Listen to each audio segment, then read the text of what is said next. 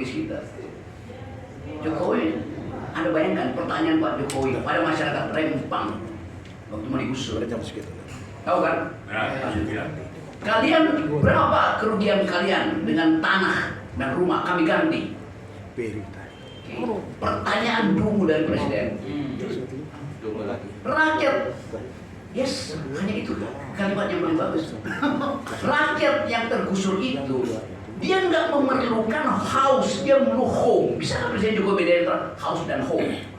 House itu bangunan, home itu suasana tuh. Artinya semua hal dinilai secara ekonomi oleh Presiden. Market ekonomi berubah menjadi market society itu, nggak boleh. Di Amerika oke, semuanya nilai ekonomi. Ini ada keadilan sosial, kemanusiaan beradab. Dia ngomongin Pancasila, dia langgar 2 sila itu. Berapa sih hargamu?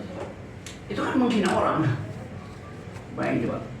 Jadi dari asal, dia tanah-tanah di Lombok segala macam, dinilai aja berapa? Nilai ekonomisnya, nilai kebudayaannya apa? Yang disebut authenticity dari value. Tanah itu, bau tanahnya itu nggak bisa dinilai oleh uang tuh.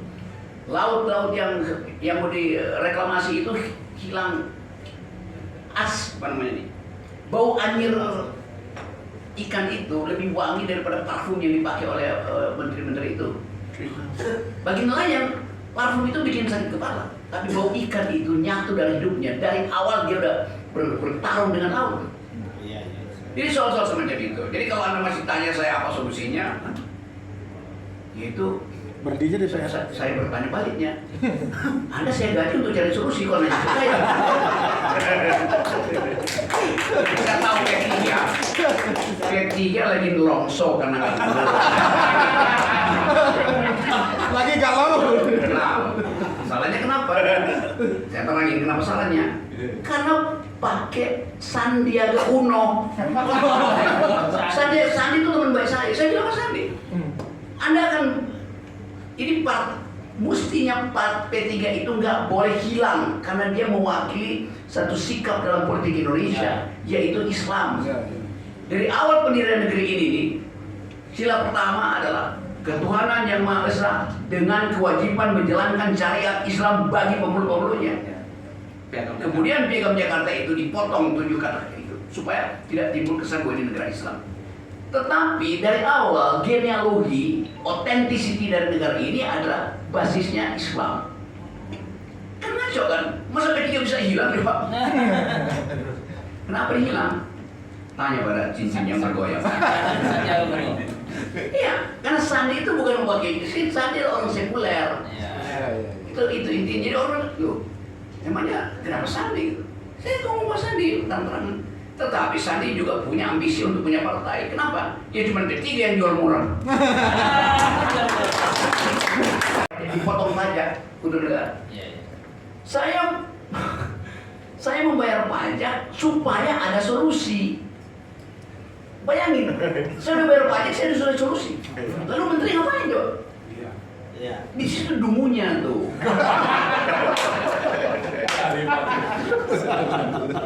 Kan saya kasih berbagai macam solusi saya terangkan.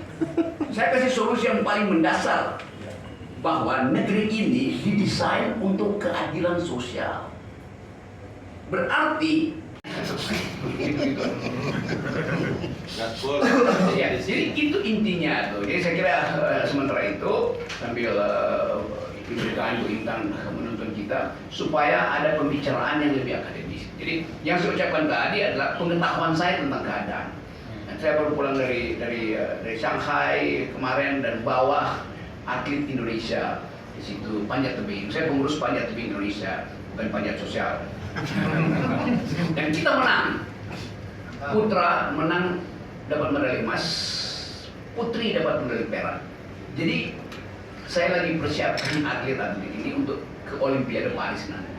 Dan atlet yang sudah dapat tiket ke Olimpiade Paris adalah dari Bali, namanya Desan, perempuan.